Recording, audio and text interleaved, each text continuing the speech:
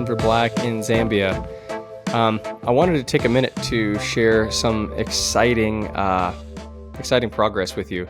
So I just got my SAP analysis results back from Apical Labs, where we were testing product efficacy. And what we found was, the short version of it is, what we found was that we know we've had excessive manganese in our bananas. We discovered that ever since our first SAPs we sent back last year.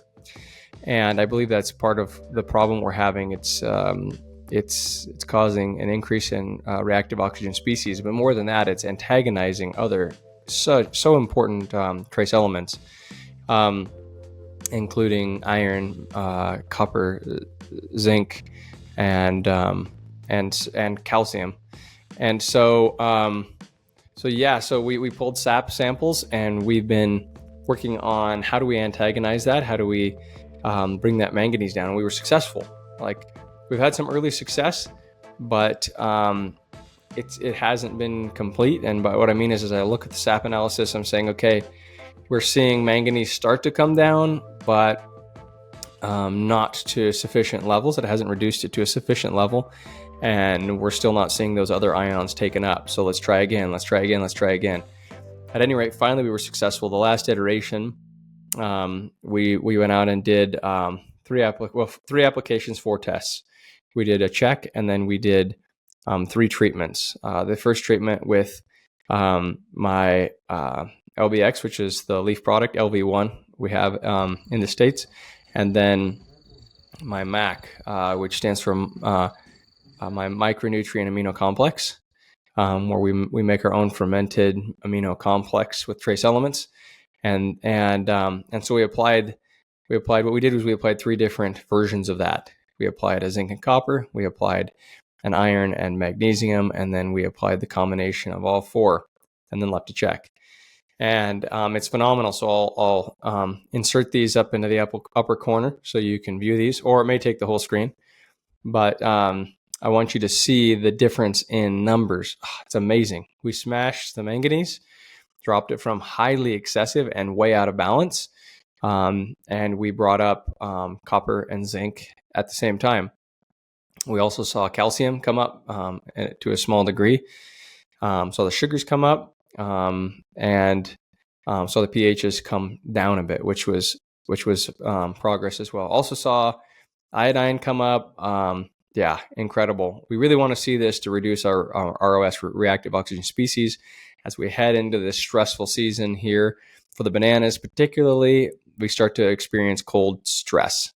Bananas are a heat-loving plant, and so they're under stress, and we start to see that by what they typically call sunburn. And I wrote an article on that, how it's not really sunburn. Our UV index is the lowest this time of the year, and our temperatures are the lowest time of the year. So the UV intensity is low, so it's not, the sun doesn't change. If anything, the sun's less powerful. It actually has to do with cold stress. And when we have cold stress, it can cause photo inhibition and photooxidation, buildup of reactive oxygen species. And guess what? What is one of the number 1 and number 2 needed elements in a plant that in its physiology didn't actually get rid of ROS, but copper and iron. And this is what's incredible about SAP testing, guys. It's not just 1-to-1.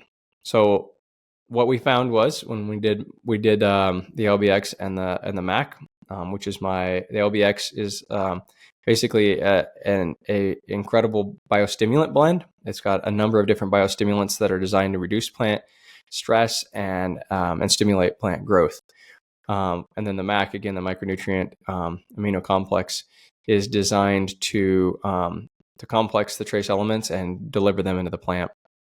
And so what we found was, actually, the best of all of them in this instance was the zinc and copper.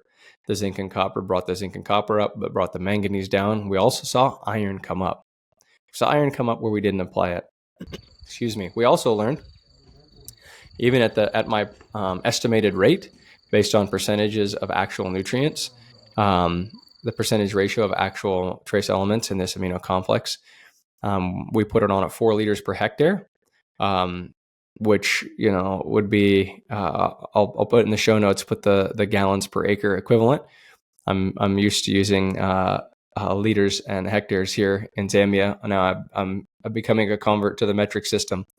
But what we found was using the 4 liters per hectare that I thought was necessary was in fact too much. It actually shows an excess in copper and zinc. So it looks like we'll be able to pull those levels back.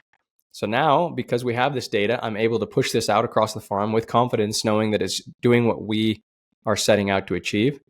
And I'm also able to dial that level back. I'll dial it back to, I'll probably pull it back to 3 liters per hectare and pull samples next month to see how it's responding across the farm.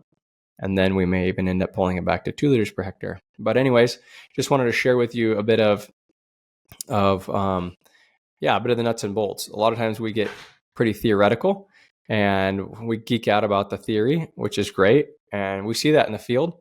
But I wanted to share with you a real-time example of how SAP analysis and precise nutrient application can solve real problems. And it can do so affordably. I mean, we're talking each application here, probably less. Well, it's less than $10 per hectare per application to solve this, at least of the nutrient complex. So yeah, highly affordable, highly effective, exciting. It's so good to see progress. So stay tuned. This is an ongoing theme. We've been working, and this is particularly in a block that's been stressed. It actually experienced a lot of flooding early on in its life, right after transplanting. And so, yeah, stay tuned, and we'll bring you more progress in the future. Thanks.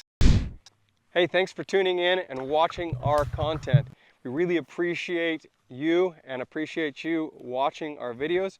Please like and subscribe if you like what you're seeing here. Also, look down in the description down below for our website, a link to our Regen Agronomy podcast, and our phone numbers and email, etc. Reach out to us, please, if you want to know more about the content you see here in the videos.